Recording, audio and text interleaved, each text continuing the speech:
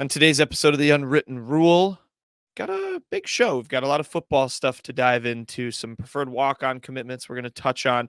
We're going to talk about the Senior Bowl because Mizzou's been kind of dominating some of the headlines with Darius Robinson and the Cody Schrader clip. We'll talk about that. Some other stuff, Kris Abrams-Draine, a little bit of Ennis news. Harrison Mevis had some quotes. So we'll talk about all of that. And then we're going to dive into a recap of the Arkansas loss. Mizzou still looking for that win in conference play. I'm sorry, everybody. I wanted to make a video. I really did. But, unfortunately, I just was not the participant of my own rescue. So couldn't have that. But it is what it is. We're going to recap the game. And then we'll do quick hits to finish out the show. So good quick hits. We'll have jerseys, Shawnee's main birds, and the best things we learned. With that, quick word from our sponsor before we start. Bet Online. It's playoff time. It's Super Bowl time. We got the 49ers and the Chiefs in the Super Bowl, and Bet Online is your number one source for all of the Super Bowl odds, stats, trends, and lines, everything from point spreads, hundreds of player performance, props. We're going to wait on Fantastic Four picks this week. We're going to do them next week just because, we have another week until the Super Bowl. So lines might change. Things might happen. What I will say, I'm back in the running. So it's a big Super Bowl week of betting. So if you want to bet early lines on the Super Bowl and all that stuff, head to Bet Online. We thank you to them for sponsoring the show. We'll be back next week with those Fantastic Four picks. I'm excited. Plenty of Super Bowl stuff to dive into. But with that, let's get the show started. The Unwritten Rule starts right now. Marcel, where are you going with that disc? You were not putting that on again. Marcel, okay, if you press that button, you are in very, very big trouble. Attention. Everybody stop what you're doing. It's time for The Unwritten Rule, a Mizzou sports podcast brought to you by the Believe Network, alongside Peyton Haverman and Kenny Van Doren. Here is your host, Jack Knowlton.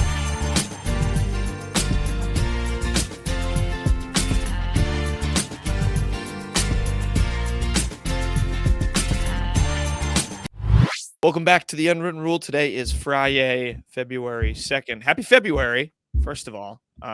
We're in a leap year, aren't we? We get shorter days in February, I think. But yeah, welcome back. We have a bunch to dive into. I have some football stuff to dive into, kind of more housekeeping to start. But we also want to talk about the Senior Bowl because there has been some fun momentum there for some of the 2023 guys who are in that. But first and foremost, looking, I guess a glimpse at the future. We had a bunch of preferred walk-ons announced. So if, people saw those tweets and either ignored them or were like, who the hell are these guys? Allow me to introduce you to linebacker Jackson Daly, tight end Adam Molitor, kicker Brady. I don't even know how you say his last name. Bame. Oh, Bame. All right. Like Brody Evan Bame. Bame. Sorry. Brody Bame. And then wide receiver Manny Linthicum. I think I got all of them. These guys, my note on them, they will probably be people who either transfer in a year or two, and I will not remember that they ever played for the team. I don't think any of them have a chance to play. The only one I found any recruiting stars or stuff on was Molitor, who said he was a 2-star recruit. His only other offer, according to 24/7 Sports, was from Northern Iowa. Thoughts, gentlemen? I think it's Molitor. Molitor? What did I say? Molitor? Molitor, which makes it sound cooler. Molitor. Yeah, Molitor. Third realm. Sorry if I butchered any names. Knowlton, these are all preferred walk-ons. One of them could be the next Cody Schrader. You never know. You're right. But no, in all seriousness, Mizzou has had a few of these type of camps over the past few weeks, just kind of get a look at some of these guys. Some of them clearly made an impression. Kenny will touch on it more. This is kind of Eric Link's department. But, you never know. Stack as much as you can. You don't have to really guarantee a scholarship to these guys. Why not let them have a chance to maybe hop into something? Good for all four of these guys. It gives them a chance to at least practice at the highest level. And we saw it with Brett Brown. Even if you're like a scout team guy, that pays off if you're looking to play somewhere else down the line. So maybe these guys don't make a big impact for Mizzou. Maybe one of them pops and they do, but no harm in trying. No, there's never any harm in a preferred walk-on, and don't think too much about Cody Schrader when you see these guys. He's an Yeah. anomaly. He excelled at the D2 level and got an opportunity that a lot of people would have never gotten at Mizzou. He turned it around. I mean, he became one of the best running backs in Mizzou history and in the SEC.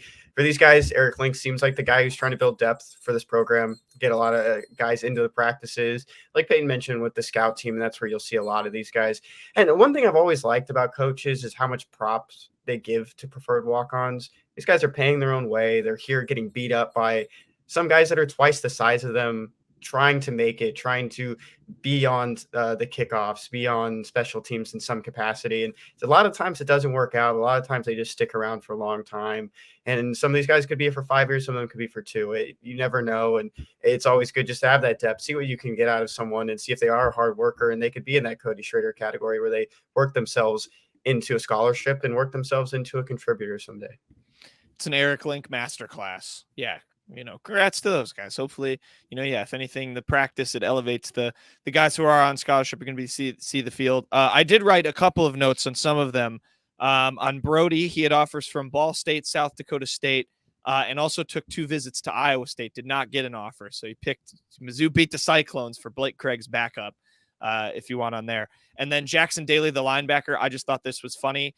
We've been talking a lot of Arkansas State Mizzou pipeline. There is another Jackson Daly on Arkansas State. He's a quarterback. So a loose connection. Just another way to get the Red Wolves. Northern Illinois Go Daddy Bowl.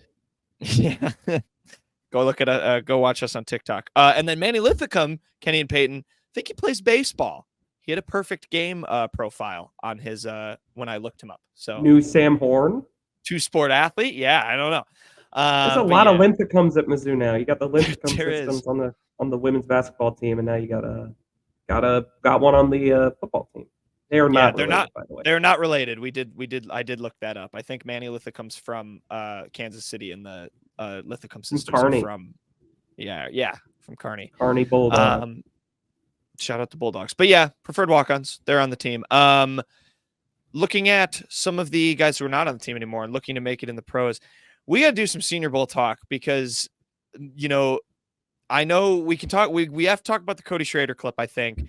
But let's start with Darius Robinson, because if there is a guy who has been blowing up at the Senior Bowl more than him, I would like to hear who. I know my Twitter is a little bit more tailored to perhaps more Darius Robinson content, but I mean, the things that are getting said publicly about Darius Robinson should not only excite him and Mizzou fans, but obviously, potential suitors at the next level and fan bases in the NFL. There was a tweet, I think Gabe reposted it, so I don't remember who said this, but someone said, I think to the tune of, if I revealed who he was getting some comparisons to at the Senior Bowl, there would be a lot of round 1 buzz for Darius Robinson. It was Jim Nagy that said that. Thank you, Kenny. Right. So super exciting stuff for D-Rob at the Senior Bowl. And then, I guess we could segue to that into some of these other guys, but I mean, just great to see for him. Yeah. D-Rob and Cat and Cody Schrader have all had outstanding Senior Bowls. Javon Foster's also had a couple nice moments, but he's more of an O-lineman, so you're not going to always hear a ton about them. But that Jim Nagy quote, yes, it was, if I shared the player comp one of his American squad coaches gave me last night, it would change a lot of these first round mocks you're seeing right now. Brett Coleman, a big, he just is on YouTube breaking down film and stuff like that. He's not affiliated with anyone, but he does a lot of film breakdowns. It's good stuff. He quote tweeted that tweet with, for those that are curious, here are Darius Robinson's pass rush win rates from different alignments. From 3-4-I, 13%, 5-6, 18.8%, and wider than that, 19.1%. So to me, he's a 6'5", 290-pound 5-tech that can play edge and nickel looks just for fun. That's the J.J. Watt profile. So I think it's more or less implying that that is the comp he's getting. It's exciting stuff for D-Rob. I mean, he has elevated his ceiling maybe more than anyone else. I know Lad McConkey, the Georgia receiver, has also had a great time, Senior Bowl. There have been others, but D-Rob has people buzzing. Also, every time he sees an OU shell across from him, he makes it an absolute mission to embarrass that guy. the things he did to Tyler Guyton yesterday were, I mean, illegal in several states. I mean, it was so bad. But Darius Robinson has definitely been the standout there. I'm going to do this. You're going to put me on full screen, Jack. I want to show you something that Darius Robinson did. Okay, hang on. He's going to reenact. He got for it. past him Go and subscribe then to went the like YouTube. this, like right there, and it was just nasty. I don't know if you guys Yup. saw it in that video against the Oklahoma lineman, just threw his hands up, and that's exactly what I wanted to do. And what it feels like, though, and I've mentioned this before, is he did the exact opposite of what kind of happened for Isaiah McGuire last year. Isaiah McGuire had a great season with the Tigers as an edge rusher, went into the Senior Bowl and just really didn't improve his stock as much. You know, reading the tweets from scouts and evaluators, he didn't really have the best time there, and a lot of guys won't have the best time. I mean, we're just kind of in a good year right now that we have content where we're talking about these Mizzou players that are having an extremely impressive showing right now. And this is a quote that Darius Robinson had for the NFL Draft Network. "I'm long and physical. I have a high motor. I'm extremely violent. I'm a mixture of Chris Jones and Max Crosby. I had 8.5 sacks. I'm the best D lineman in the draft."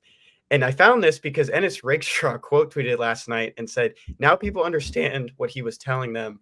And I think so. He's going to make a lot more money just from this whole week than he will at any other point in this offseason, probably, just because of how much he's improved his stock. We'll see how he does at the combine. But for right now, Darius Robinson is making a lot more money with what he's done this offseason to ready himself for the Senior Bowl. That's such a sick quote. Also, like the comp between a Chiefs and a Raiders edge rusher. I don't know how that'll go over with both those fan bases, those rival teams. But yeah, I mean, it's just been awesome to see him explode like he has. And I mean, JJ Watt, like that's high praise. Everyone knows what he did at the pro level. So yeah, we'll keep retweeting the Darius Robinson propaganda. We have no issue doing that. And hopefully there's a lot more to come for him. You mentioned Ladd McConkey too, Peyton. I know in this same tweet, someone had a tweet about Cody Schrader.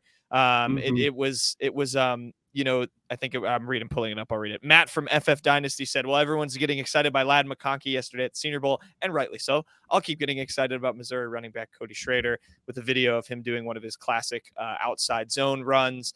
Yeah, he's gotten some buzz too, and then absolutely, ended a man's whole career. If you guys got the name of this guy, he went to Miami, right? Of who he absolutely snatched his ankles. That was just a filthy highlight play for Cody Schrader. Someone who we mentioned the walk-ons, and Schrader being an exception. I mean, the man's motor, I think, is going to get him on an NFL team. In addition to what is the skills that he's got and the ankle breaking ability. But that clip was nasty. Yeah, a lot of the NFL just comes down to what are your measurements, what are your athletic skills, and rightfully so. I mean, you can mold good players out of that sometimes, but man, sometimes you're just a real good football player, and that's what Cody Schrader kind of is at this point. It just seems like from that Tennessee game on, it felt like he just kept elevating what he can do more and more and more. I mean, now he wasn't doing that stuff at Mizzou, just stopping on a dime and making a Miami defender blow his knee apart, it looked like. I mean, he was just out muscling people for the most part, but gosh, man, Cad in one-on-ones has just been excellent. I mean, every highlight you see of Cad is him breaking up a pass when he's lined up against someone in one-on-ones. Gosh, I wish Ennis Rakestraw and Tyron Hopper were able to go in this, man. I mean, Mizzou would be put on the absolute map from this. I mean, you got people comparing Darius Robinson to J.J. Watt because he can line up in a 3-4 interior or out wide. You got Cad winning one-on-one. It's just been a great week for Mizzou at the Senior Bowl. Jim Nagy's living the dream as well. He seems to like a lot of these Mizzou guys, and he replied to Ennis on Twitter with something along the lines of, your guys are showing out. Wish you were here, but because of the injury, but your guys are here showing out. And Ennis was like, yeah, they definitely are. But my favorite part about posting this clip was just the reactions from Mizzou players that still root for Cody and are just so excited for what he's accomplished. Realist George said, "Stall him out, Debo," laughing emoji, OMG. Will Compton, who's a former Nebraska football player and NFL veteran, posted a GIF of Bill Belichick doing the binoculars and looking out for the next white talent that maybe Bill Belichick will get. Another one from Who'd he quote tweet? Quote tweeted us. Yeah. What I said. Luther Burden replied with the ninja emoji, kind of calling him the Schrader from Teenage Mutant Ninja Turtles. Just a lot of fun from a lot of the former players and current players, just seeing him excel at the next level. My favorite part, too, of all of it is that James Williams, who converted to linebacker for the Senior Bowl, is from Miami. A lot of Miami fans were replying to, weren't very happy with just they don't like in general. They don't like him. Florida State fans don't seem to like him. There was a Tennessee fan that jumped in the mentions and was like, yeah, I got to admit, Cody's a great running back. But someone needs to embarrass Mizzou already. There's just a lot of fun replies that people are kind of taking notice of Cody Schrader even more. Yeah. That was just awesome. I mean, it was a viral moment. It was a hard clip. I mean, he took that man's soul in addition to his ankles. So clearly not a good situation for that guy, but shout out to Schrader for doing that. You mentioned Ennis Kenny. Of course, he's got the injury. He underwent surgery. This Matt Miller tweeted this. He missed the Senior Bowl. He underwent surgery in December for a core muscle injury that he played the majority of the season with. Was still able to see at least one of his guys, though. Saw JC Carlisle at the Shrine Bowl. So that was pretty cool to see. Harrison Mevis was also at the Shrine Bowl. I'm just lumping all that. There was a great quote he had where he basically, he showed kind of the confidence you need to have as a kicker, where he's like, I make big kicks. That's who I am. I'm not going to be anything else. Thoughts on some of those guys? And, it's not the Senior Bowl, but it's still, another chance for them to get showcased. And of course, Ennis as well, a guy who, despite undergoing that surgery, not being able to do any participation at the Senior Bowl, still also could be a day one guy. Yeah, I totally forgot Carly's was at the Shrine Bowl, but glad to see he got in one of those as well. Mevis, I do remember being there. People were impressed by Carly's measurements. That's about all I saw from there. But yeah, geez, I mean, that would have been 8 guys in the Shrine and Senior Bowls combined. That's a pretty good number there. For sure, yeah. Tyron Hopper also missing the Reese Senior Bowl. For Ennis, though, he lives in DFW. He always mentions it, that he's a Duncanville kid through and through. Not very far away. He went up to Frisco, watched his fellow secondary man.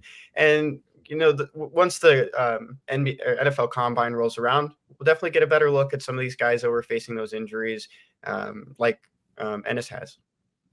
Yeah. And the fact that he still gets day one buzz from there's some scouts that really love Ennis. And I think, you can overlook the injury thing and he can still kind of get himself drafted pretty high. I think that shows, he's got a high ceiling. So clearly, the people want it. We'll give plenty of draft coverage and look at these guys. We'll live in the past as much as we can with this football team, with some of these players and what they're potentially going to be able to do in the NFL, especially given that the men's basketball team is so bad, which we'll get to in a second.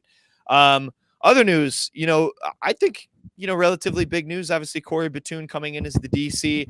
Mizzou moved early, pun 1,000% intended, to get their new D-line coach. So let's talk about that for a minute. Brian Early is his full name.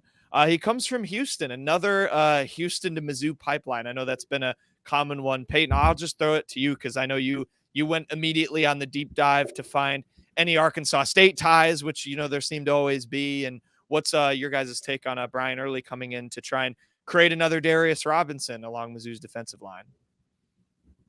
Yeah, Brian Early, honestly, this seems like more of a surefire hire than Batoon. I'm not trying to knock Batoon, but Brian Early definitely seems to be like a more proven commodity. He's been the D-line coach was the D-line coach at Houston for a good number of years. Developed a slew of guys that he sent to the NFL. He was going to actually stay on Willie Fritz's staff. He was brought in by Dana Holgerson. Obviously, Holgerson no longer there. And Early, he was going to stay, but I mean, this is the opportunity to jump to the SEC. Just can't really pass that up. I was a little worried because it seemed like Kevin Peoples really had a good handle on the D end room, and him leaving always, you never know just the way that room could maybe develop under someone else. But Brian Early seems like a pretty good hire for this one. For sure. Sack Avenue. That's something Oh I think is yeah. going to be great for those edge rushers. Kind of a new mentality, go along with death row, the death row defense. So much aura. This team has so Yeah. much. This defense has so much aura. It's beautiful. I love the football connections, but one big thing is the recruiting for me. Guy that's been in Arkansas for a long time. He knows the state well. Him and Al Davis, I think, will definitely have a hold on that state, taking guys like Courtney Crutchfield away a pledge away from Arkansas, going out of state. He was posted yesterday on Wednesday that he was in Shreveport. And I thought, maybe he has a pull to Louisiana as well. A very hard state to recruit right now, considering what Brian Kelly is putting together with those Tigers and locking down the borders better than probably any other state in the country. There is no other Power 5 team playing in the recruiting game with them. But at the same time, that's where I'm kind of looking to how can he get some more edge rushers and top edge rushers, not just from the state of Missouri, but from around the state, because he has the pull to Texas now. He has that pull to Arkansas. And that's one of the biggest things in recruiting. When you have these guys on staff, what areas do they know well? And he's been a guy who's been in Arkansas for 10 plus years as a coach. He just recently was in Texas, part of the Houston staff for a couple years. What can he bring to the table in that sense as well, especially for a position that kind of lacked a little bit of depth the last 2 years, more so at the end of 2022 and into 2023. Of course, Williams Nwaneri is there, and you needed a guy to come in and kind of build that relationship early, make sure Williams knows, this is the place I'm going to stay at, considering his coach, Kevin Peoples, left for LSU. Right. Yeah. And I mean, Batoon and Early now, I mean, they've got big shoes to fill with what Baker and Peoples did last year. So, yeah, I think you make a really good point about building out that depth, expanding kind of their territorial reach, because they've done a good job in Arkansas. I think Drinkwitz has done a great job for the most part in Missouri, trying to lock down those borders. So, yeah, it's about, maybe more varying prospects that Missouri is going to continue to be in for. That'll obviously come with a lot of success on the field, which is what Early will be expected to contribute to in that growth into 2024. So exciting stuff for the past, exciting stuff for the future. Before we do, Peyton, you have another thing. Sorry, on Mr. Early.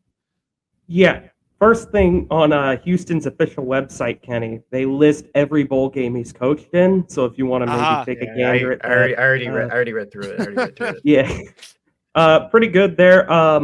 But I mean, some of the things that are listed that he's done at Houston are really, really stellar. He developed top 2 round NFL draft picks, those being Logan Hall a couple of years ago, a DN that went in the 2nd round, and Peyton Turner, who that was the name. I was trying to think of it right before while I was talking, and I couldn't find it, so I looked it up. Peyton Turner, he was a 1st round pick back in 2021. The numbers Houston has gotten out of their D-end room over the past few years has been fantastic. It's just too bad Dana Holgerson was kind of a dead coach walking, because this guy, I mean, like you said, the Sack Avenue and stuff, seems like a perfect fit for Mizzou's defense. We talked about the ties that Mizzou had to community colleges, to the JUCO level with Hutchinson State or whatever it was recently. Hutchinson Community College, Hutchinson Community College, excuse me. And the one thing that did stand out to me when I was reading about that stuff, about his recruiting game, is that he's very good on the JUCO level as well. There's a lot of JUCOs in Texas, in Kansas, they're in very remote areas. Just because, it's your last chance. You need to focus on football and get out of there, get to these Power 5 schools. One guy that he found was Tank Dell. And Tank Dell turned into an NFL talent who had a very good season with the Houston Texans before his injury. Who would have known? Guy who was cast away, too small, wasn't going to play the position well. Of course, he didn't coach him, but he was the one who kind of found him. And that was what I read about. And I think that's a very big plus for a team that's kind of built some depth on JUCO guys in the past. Well, and you add in the fact that, I feel like you guys have both said the way Drinkwitz recruits, he's involved with a lot. It's not necessarily the position coach that's recruiting that exact. They let their coaches recruit who they want in the areas that they know, which is a smart thing. So, that adds to it too. I think that's a good point. You make it sound like JUCO, it's a small town, and then if they don't make it back, they're just stuck there forever. It's like a gulag or something. I forgot who I was listening to. It was on another podcast. They were talking about the impact of JUCO football, and that's where I got more of the information about. Is a lot of them are in remote areas for these football programs. These big powerhouse ones, East Mississippi State's in Scuba, Mississippi. There's nothing in Scuba, Mississippi. They just want them to focus on it so they can get out of there. Yeah, can't even scuba in the middle of the state. Yeah. Well, yeah. So I think that's a good point you make with the pipeline.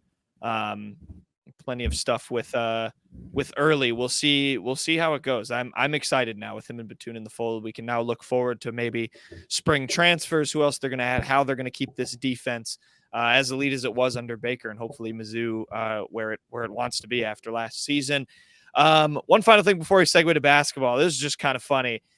We didn't touch on this after the Chiefs beat the Bills in the divisional, and now the Chiefs, of course, are going to the Super Bowl with, of course, their stud linebacker and former Missouri Tiger Nick Bolton. This was just a funny clip. This was on like the CW's, like Inside the NFL thing that they do. Nick Bolton was like mic'd up, and he called the DeMar Hamlin fake that the Bills tried to run in the Bills-Chiefs game. I think we just had to touch on that because Nick Bolton is great. And, was he inside the mind? I think Barstool Mizzou had the tweet. They said, puts on tinfoil hat. Did Nick Bolton divert from the script of, maybe wanting the Bills to succeed in that punt return? I don't know. Hey, can I get a big old MIZ? COU. Sorry. Kenny didn't do it. That's all you had?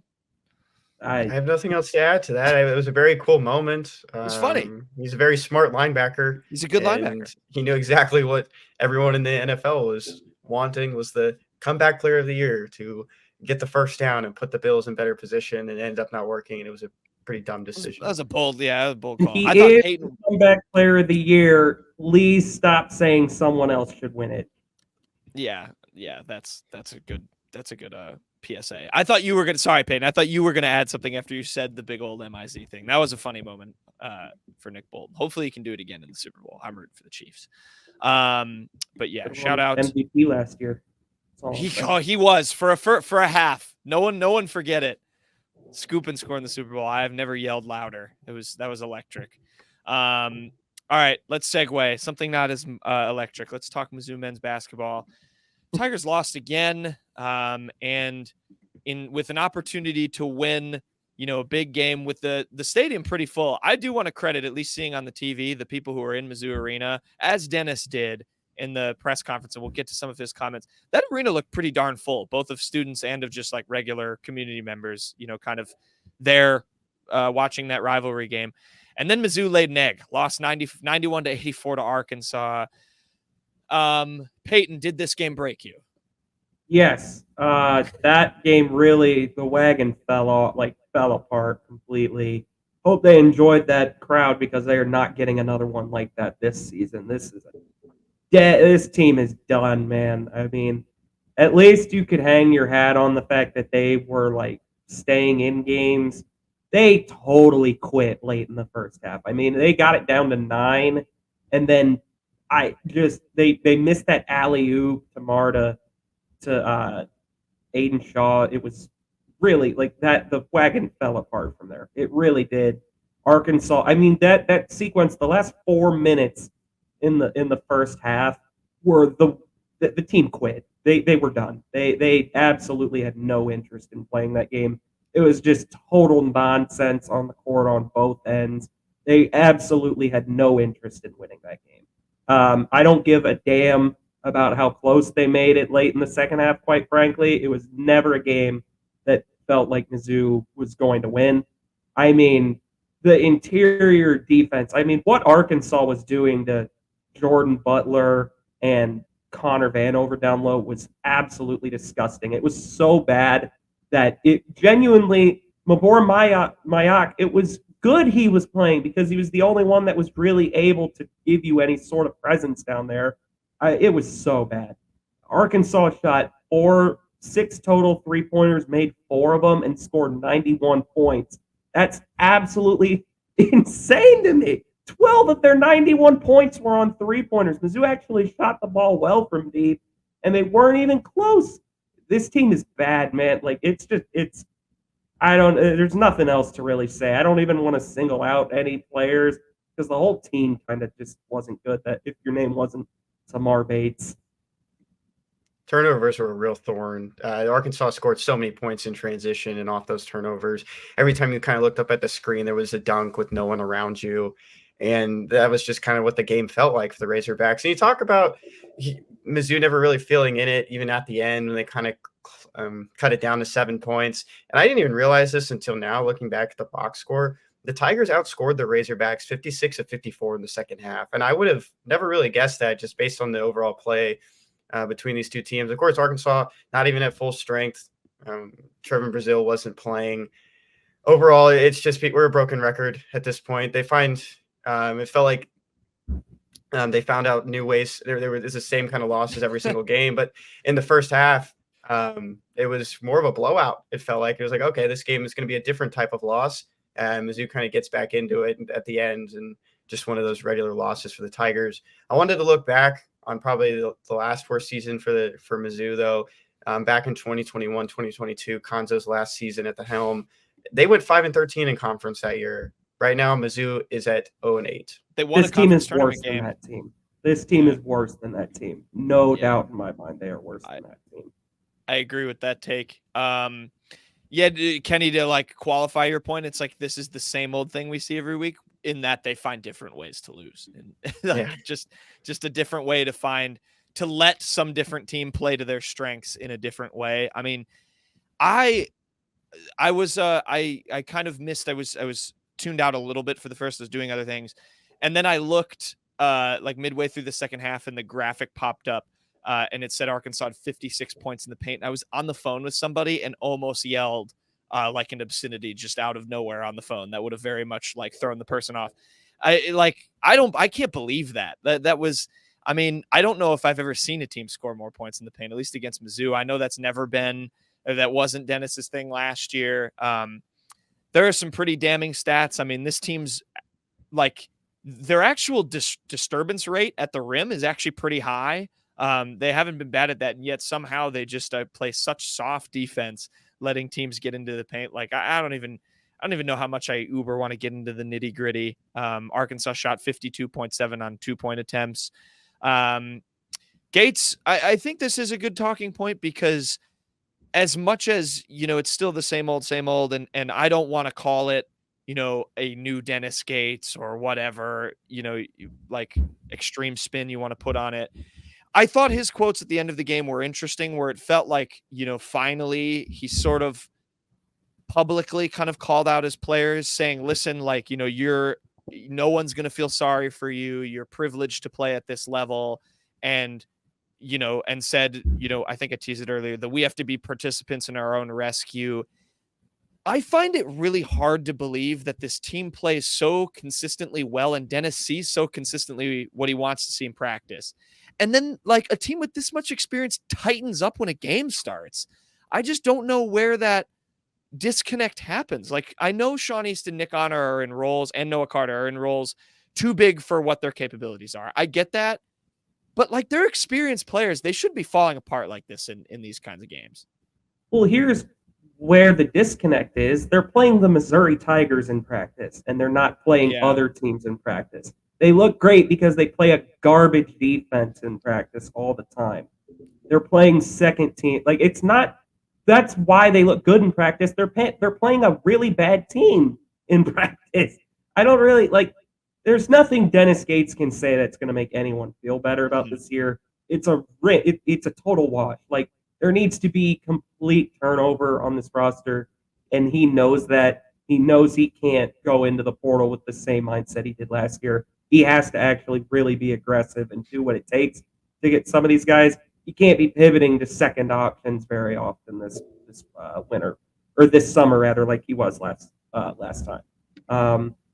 It's just a lost season at this point. There's nothing they can do that'll make it better. I don't care if Caleb Grill comes back or not. At this point, your goal is to not go winless.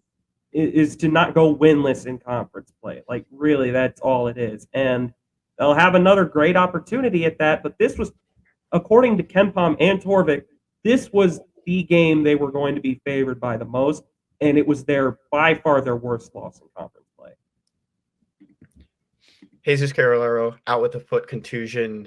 If he's in this game, do you think there's any difference? No, none of them. Him, No. Anthony Robinson, or I guess Anthony Robinson played. Him, Trent Pierce, Caleb Grill. I am so sick of this. This team would be way better with Caleb Grill in the fold. I'm not trying to take anything away from Caleb Grill. This team is really bad, and I don't think they would have improved with him playing. There's I one. hope. I think there's one game they would have won. I think they would have won South Carolina if Caleb Grill played. Okay. I think the first one. Other than that, I don't really see a lot of games where I look at and go, Caleb Grill flips that. One conference game instead of 0. All right, sure. Yeah. It's ridiculous. Yeah, Peyton, you're right. It is to be complete turnover. And I'm not trying to, say that, what Dennis Gates said in those post-game comments is going to make anything better. Like you said, it doesn't excuse anything. I think it was I just think some of his, wording was interesting, is like, the challenge is there, and you're right, man. I don't know. Maybe they just need to start having secret scrimmages in the middle of the season. I don't know. I mean, they're clearly not. There's something that just is not clicking when that team steps onto the floor for a game, and it's just not good enough. I really don't know where you go from here, other than the fact that you keep looking at the recruiting. I mean, Peyton, I think you tweeted the 5 members of the recruiting class just like on repeat in a tweet the other day, but about all there is to look forward to right now. I mean, I don't look forward to these games, which sucks because I really, really want to, but they're more chores to watch than anything else at this point because they're so bad. Yeah, man. I mean, a lot of people need to be there's got to be a lot of transfers after this year. That's basically what we can say at this point. Yeah, we'll see. I mean, Kenny, do you have anything final from the Arkansas game or takeaways? Nothing. All right, we'll just move on. I mean, speaking of games, if you want to find any win in conference play, once again, to sound like a broken record, you have another opportunity to do it. They play Vanderbilt on the road. Vanderbilt is 5-15, 0-7 in conference play. They have not won a game in conference this season. I'll just say we'll continue the discussions we've been having privately off the air. I don't think Mizzou wins this game. ESPN's matchup predictor gives them a 62% chance to do that. I don't think they do it. I don't think they go on the road and beat Vanderbilt. I have been given nothing. I don't really care what Vanderbilt has. What did I say? I meant 60.2, not 62. I'm so fired up I can't even read the numbers right. I don't think they win this game. Vanderbilt is bad. Missouri is worse. I don't think they're going to win either. When they go to play that game down in Nashville, they'll be on the road. Vanderbilt's going to have the best player on the floor. Yes, Tyron Lawrence is better than Tamar Bates. So says Roman John, by the way. I don't think Mizzou's going to win this game either. I really don't. I think that Arkansas game really is kind of where it all. I think that was it. I think them totally coming out like that in a rivalry game, no less, that was very winnable against a Arkansas team that has been in complete disarray, by the way. Devo Davis just left the team. Trevin Brazile is not playing. They had Jeremiah Davenport playing the 4 to close this game out. Jeremiah Davenport ain't a 4. They let a guy, by the way, who averages 5 points and 3 rebounds a game have a double-double with 18 and 10. And, Makai Mitchell, who has been horrible this year. Absolutely. He looked like Dwight Howard against Mizzou. Missouri is not going to beat Vanderbilt. I really would be surprised if they did. For those that don't know, Vandy is not a high-scoring team either. Kind of looking at their last 5 games, they're averaging 66.3 points per game this season. Got blown out by Auburn, 81-54. Lost to Tennessee by 13. Lost to Mississippi State by 13. Lost to Auburn by 15, and then lost to Ole Miss by 13. A lot of double-digit losses for just a team that's just not scoring whatsoever. They are a little bit better at rebounding than the Tigers, but who hasn't been this season? The Tigers don't really have that force in the paint this year. Yeah, good qualifiers, Kenny. I have watched one full game of Vanderbilt this year. It was the best game they played in the SEC when they took Alabama, who are in first place right now, to the wire. They lost that game by 3.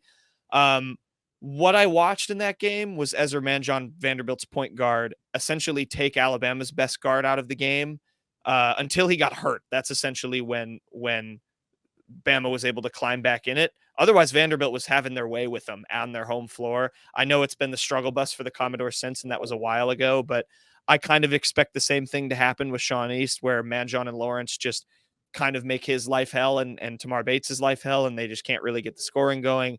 And the Commodores just kind of, whether it's sucking the life out of the game by only scoring 57 points and winning, I think they can do it that way.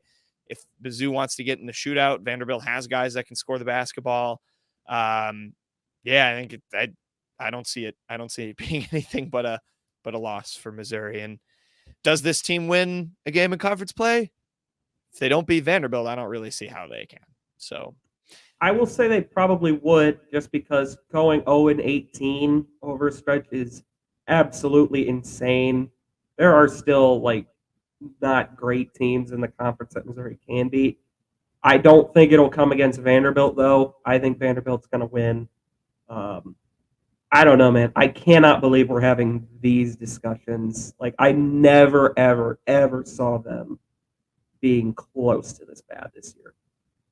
I thought this team being, what were they, was it 6th or 9th? I think it was 9th in the media poll in the preseason. I thought that was disrespectful preseason. Yeah, I don't know. I don't remember what I really thought of that. I everybody figured this was going to be a worse year because you lost 2 guys to the NBA. You lost DeAndre Golston, who, yes, had moments where he was very, very ineffective, but he really, at times last season, when Mizzou was in a rut, he would be the guy that brought them out of it.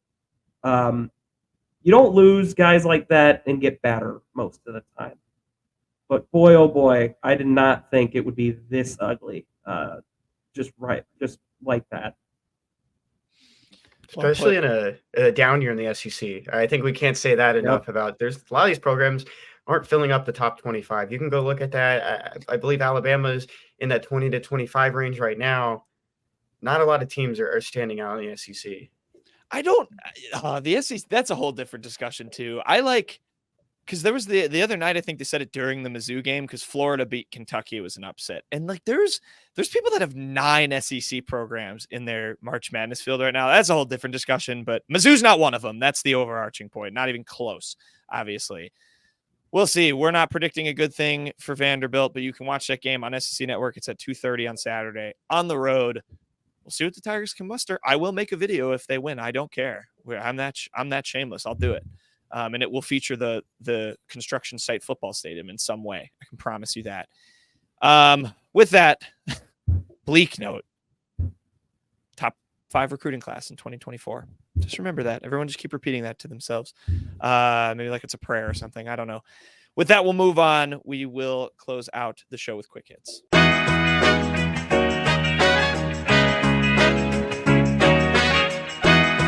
Okay, quick hits time. We'll segue. Kenny, we just talked about the bad of Mizzou men's basketball this season.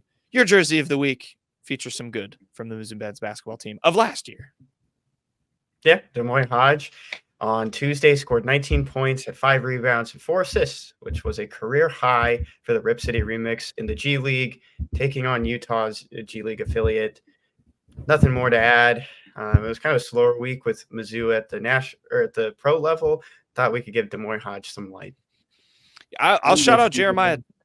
I miss you, Des Moines, too. I'll shout out Jeremiah Tillman, too. He had 2 double-doubles last week for the Greensboro Swarm, the Hornets G League affiliate. So I really miss you, Jeremiah Tillman. Oh, my God. I really miss Jeremiah Tillman. What I wouldn't give. Yeah. Peyton? My jersey of the week is going to be Brad Bohannon, the disgraced Crimson Tide baseball coach who, if you listened to us during the KCOU days, we did talk about this guy back then. He is the former Alabama baseball coach who was fired for having a wager placed on his own game. This tweet comes from Reddit CFB. Former Alabama baseball coach Brad Bohannon gets a 15-year show cause for gambling violations. and it tweeted a quote from the lawsuit, or just from the filing.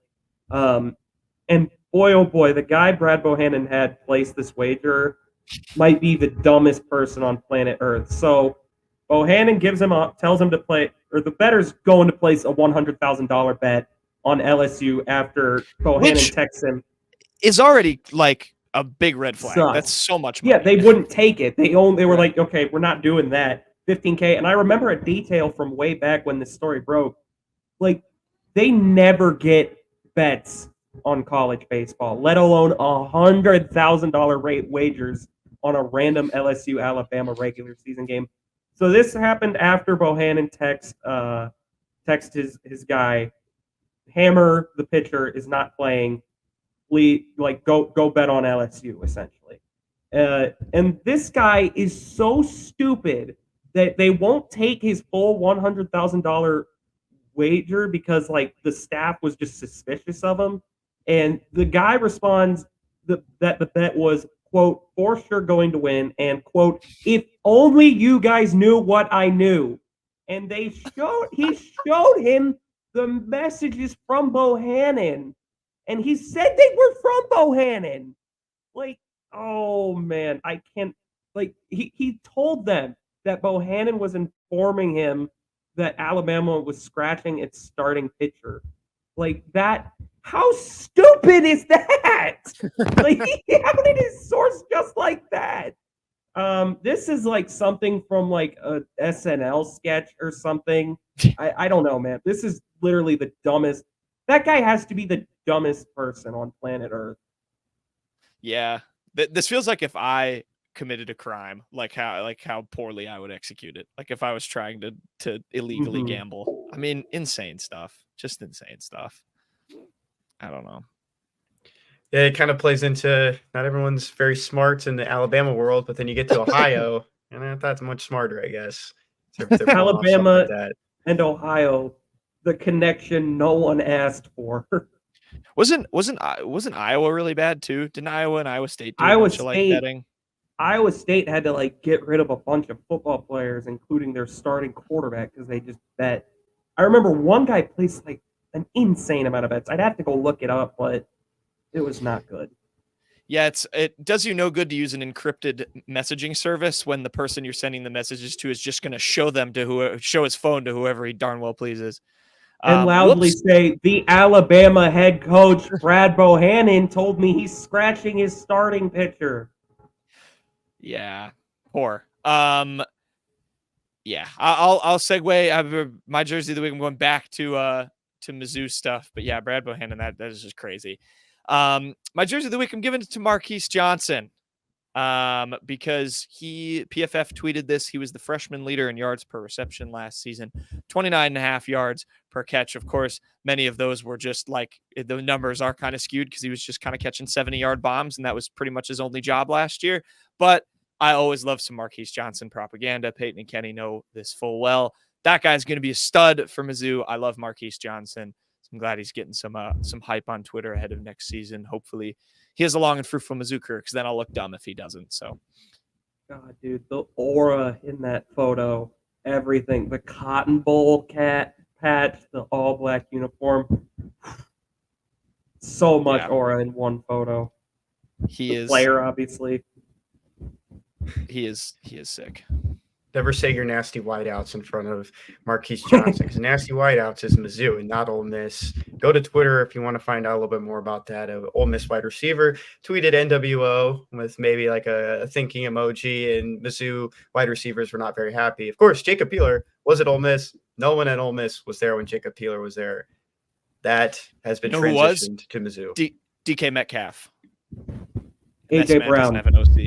This man doesn't have an OC job. How in the world do we still have Jacob Peeler?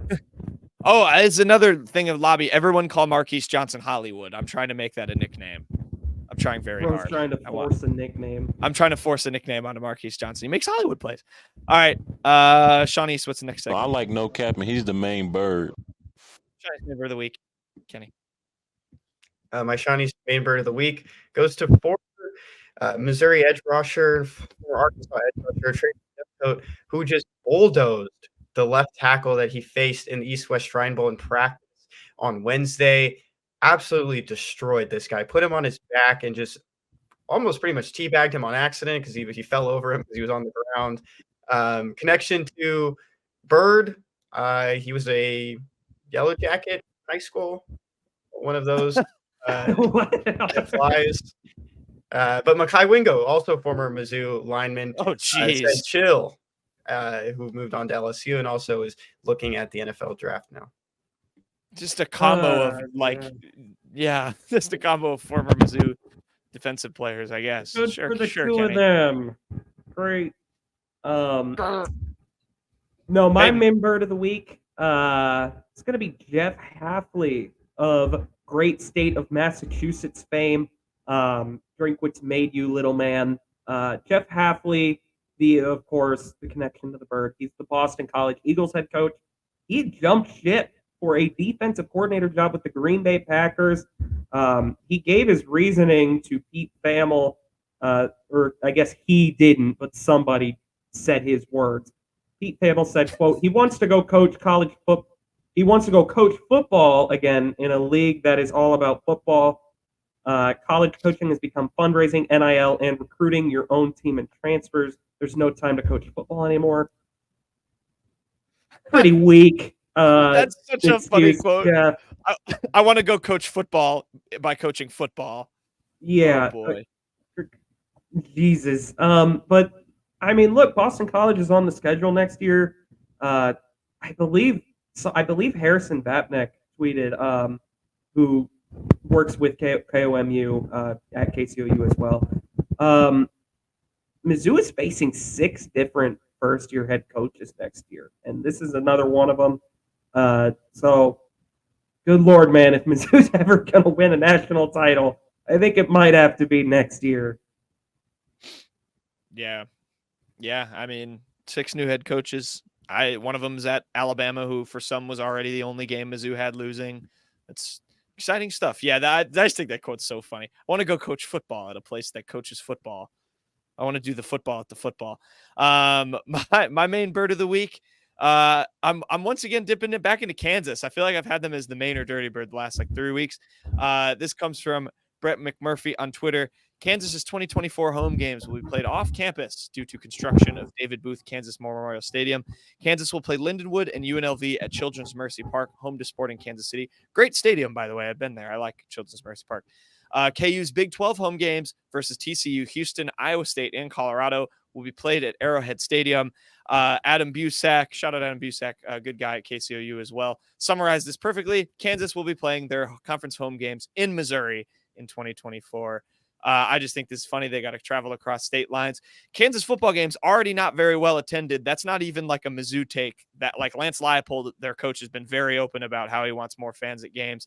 Now they got to make the drive to go to Arrowhead. It's going to be already a more empty stadium because it's bigger and it's in Missouri. I think this is hilarious, and I hope Kansas loses every single game they play in Missouri. It's going to look like, when like high school football championships are played in NFL stadiums. That's what Kansas football games are going to look like at Arrowhead. Yes. Thanks for the state revenue, though.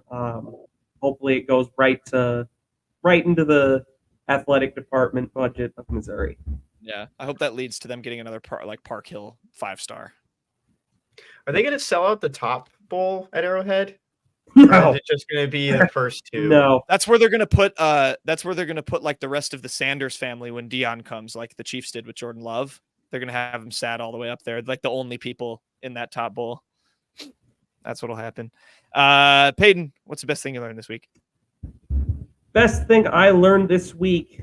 One of our very first bits on this show back in the early KCOU days when we thought COVID was going to get us fucking thrown off the air at any day. Can Quinn, ladies and gentlemen, he's back after getting absolutely lambasted in his last game with the Dallas Cowboys. He was announced as the head coach of the Washington Commanders. Can Quinn's back. That's basically it. I mean, if you are a listener and you remember the Can Quinn days, I will send you $5. No joke. I'll match that. I'll Venmo you $5 if you can provide proof you listened to us back then. I'll make sure they match it. I'm not going to match it, but I'll make sure they match it. Cheapskate, Kenny. Yeah, Can Quinn was a good bit. We had Can Campbell, too, which we did for Dan Campbell for a little bit. That one did not age nearly as well. Maybe making a resurgence, though. There you go. Yeah. Kenny, what'd you learn? Best thing I learned this week was a quote. I mentioned this earlier. I love the connections in college football, and this is a connection that ties in through the LSU beat that I'm currently on to one that I was on not too long ago, 2 years ago, with Mizzou football. Of course, Daniel Blood, the freshman receiver, had his lone catch against LSU. That was very big for him, being a Destrehan, Louisiana kid. Catch it against your home state Power 5. That was probably a great feeling for him. But I talked to another Destrehan wide receiver this past week, class of 2025, 3-star Philip Wright. And I asked him at the end, and I always like to do this when I talk to Destrehan kids, do you know Daniel Blood? Because he was kind of I didn't really talk to him for very long, but he was a very nice kid. And I always like to ask, did you play with him? And he said, of course, he's nice. That's the coldest dude, one of the best wide receivers I played with. He taught me a lot, inspired me a lot. He taught me new things, just be me and be that dog. And that was my favorite part, was when he said, be that dog, because he could not stop saying dog. And that was like, he wanted people to be dogs. You can hear my I hear some dogs behind you. My dog in the background is trying to get out, so I'm going to move him while you guys talk. Okay. Should I solo? Should I solo him, Peyton? Should I solo screen him while he just moves his dog out? I know Kenny was probably grinning ear to ear when that happened, because Kenny's been a Daniel Blood truther since day one. If Daniel Blood breaks in, Kenny is going to have so many receipts to cash. I remember when Daniel Blood had that catch against LSU, Kenny was like, "Oh my god, but Daniel Blood against LSU, Daniel LSU." No one else felt the way I did. Knew. Yeah, you are huge. We take nothing away. If you learn nothing about Kenny, he is a big Daniel Blood guy. I love the shamelessness asking LSU recruits, how do you think about this Mizzou player you played in high school with? That's good That's good job. Good job, Kenny. It's good reporting. There was recently Kalaj Cobbins, who's a Rivals 250, so one of the best players in the nation, linebacker from Destrehan, wasn't even on the same side of the ball as Daniel Blood. And I asked him about it. Daniel Blood is a year older, and he was like, I love Daniel Blood. And everyone seems to love him. Everyone loves Daniel Blood. Kenny's going to be so sad in 3 years when he just knows that nobody's going to say yes to that question anymore, so he can't. They're just going to be like, I watched him when I was in middle school from the stands. That's what it's really going to feel like. Last thing, everyone should know what Destrehan is, because it produced Justin Jefferson, who was a 2-star. He was rated a 2-star by Rivals. That's coming out of high school. And he became one of the best college wide receivers of all time. And now he's in the NFL, one of the best at the moment. It's not a good look for our network, Kenny. They only give him a 2-star. I'll tell you off air. There might be another reason why they just didn't rate him very high. Oh, all right. Some tea. I love Justin Jefferson. Take that, viewers. We know some tea that you'll never know. Yeah. Tea. My best thing I learned. Oh boy.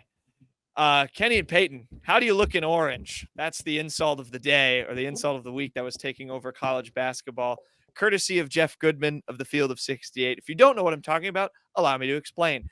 The other week on the show, I broke down the whole Providence, Ed Cooley, Georgetown thing, how he went back to Providence for the first time since leaving them to go coach Georgetown. And everyone hates Ed Cooley in Providence. If you don't know that, now you do. There's been more that's come out about this. There was a Twitter account who the guy ended up being a DePaul fan. This guy started a YouTube channel called Big East Films. Big East Films, not affiliated with the Big East. Very obviously not affiliated with the Big East, I might add. They made kind of a self, amateur level documentary. It's nothing crazy about Ed Cooley departing Providence to go take the job at Georgetown. Jeff Goodman, a college basketball analyst who works for the Field of 68, did not take too kindly to the documentary, DMing the Blue Demon Degenerate, as he's named, basically saying you're going to get sued, asked him how he would look in orange, implying that he's going to go to jail.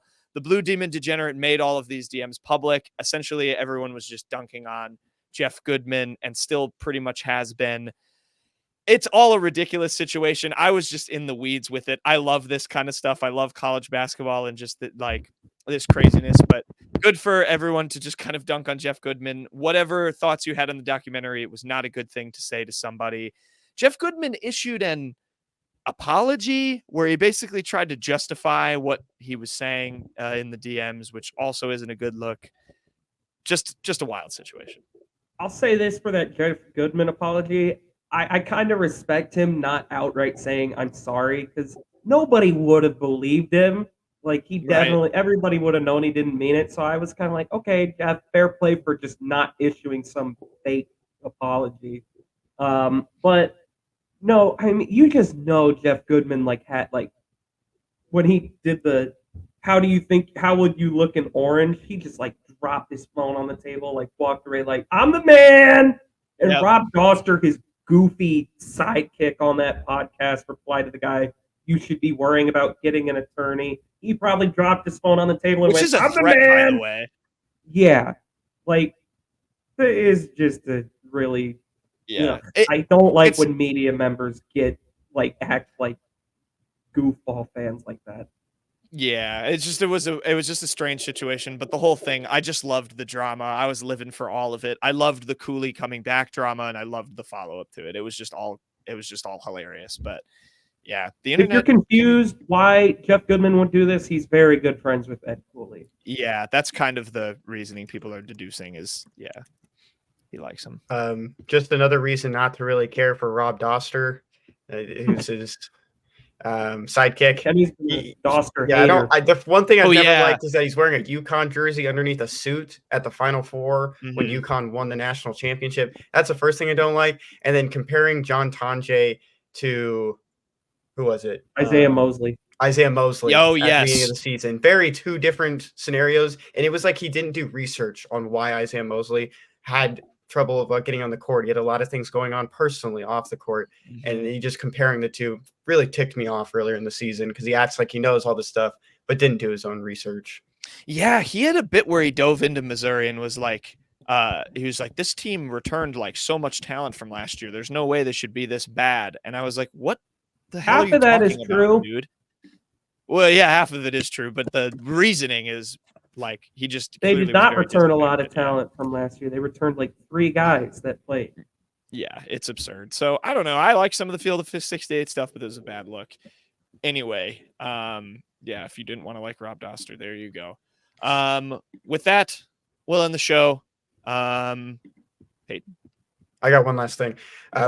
Someone quote tweeted a video we posted of D-Rob beating an Oklahoma tackle in a 1v1. They quote tweeted with Sports Radio 610, which is a radio station here in Houston. It's the Texans affiliate, and then at Houston Texans as well. I liked it immediately and replied with the JJ Watt GIF. I just wanted everyone to know that because he's going to be a Texan. See you later, Jonathan Grenard. Kenny's already locked in. Whoa. Nice. All right, well, on the show. Yeah, this one comes from our favorite TV series, The Today Show. I felt bad that I stole Kenny's thunder last time, but I'm gonna do it this time. Kenny is. Oh, there it is, the NBC logo. Go to the YouTube. Subscribe to the YouTube. Subscribe to the YouTube. The channel that hosts our favorite TV series. Guys, why shouldn't you trust trees? They're unbelievable. That's our ball. Jesus. 2 banger answers. Ball, ain't it? No. Oh, how do you say tree in Spanish? It's because they seem shady. Get it? Oh, I kind of like mine better. I didn't. All right. End the show. All right, good show. Thanks everyone for listening. We will see y'all on Monday. We'll recap the Vandy game. Maybe Mizzou proves us wrong. Probably not. But maybe we get some more D-Rob propaganda for the Twitter timeline that we can talk about too. Thanks to everyone that watches, listens. Please subscribe, leave us a review on Spotify or Apple Podcasts if you're listening there. Thanks to BetOnline for sponsoring the show. We'll see you guys on Monday.